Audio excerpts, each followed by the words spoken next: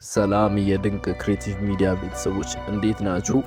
ዛሬ የምናየው ስለ ተወዳጁ ራፐር ትሬቪስ ስኮት ነው። ለዚህም ቻናል አዲስ ከሆኑ ሰብስክራይብ በማድረግ መቀላቀል ይችላሉ። ላይክ ማድረግም እንዳይረሱ።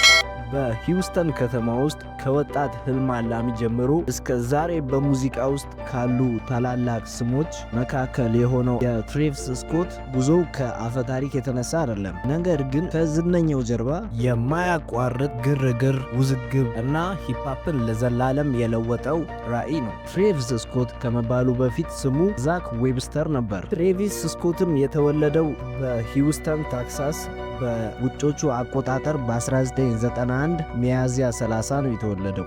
ያደገውም በሚዙሪ ከተማ ዳርቻ ጫፍ ውስጥ ነው። እናም እዛ ሲኖር ከአያቱ ጋር ነበር አብሮ የሚኖረው። በዛም በሚኖሩበት አካባቢ በስፍራው ላይ ብዙ ወንጀለኞችና ትግለኞች ነበሩ። እናም ይሄ ለትሬቪስ ስኮት ምንም አልተመቸው። እናም ብዙም ሳይቆይ ወደ ወላጆቹ ተመለሰ። እናቱም ለአፕል ነበር የምትሰራው፣ አባቱ ደግሞ ሙዚቀኛ ነበር። ትሬቪስ ስኮትም ከሙዚቀኛ ወጣቶች ጋር በ16 ዓመቱ ከበሮና ፒያኖ ይጫወት ነበር። ከሳን አንቶኒዮ ዩኒቨርሲቲም ትምህርቱን አቋርጦ ወጥቷል። ከዛም ወደ ኒውዮርክ ሄደ። እዛም ብዙ ሳይቆይ ሎስ አንጀለስ ሄደ። የካኒዮ ፕሮዲውሰር የማይክ ዲን ቀደምት ስራውን ካስተዋለ በኋላ ከዛም በኋላ ከቲአይ ግራንድ ፓስትል ጋር ተገናኘ። በ2012 ሚክስ ቴፕ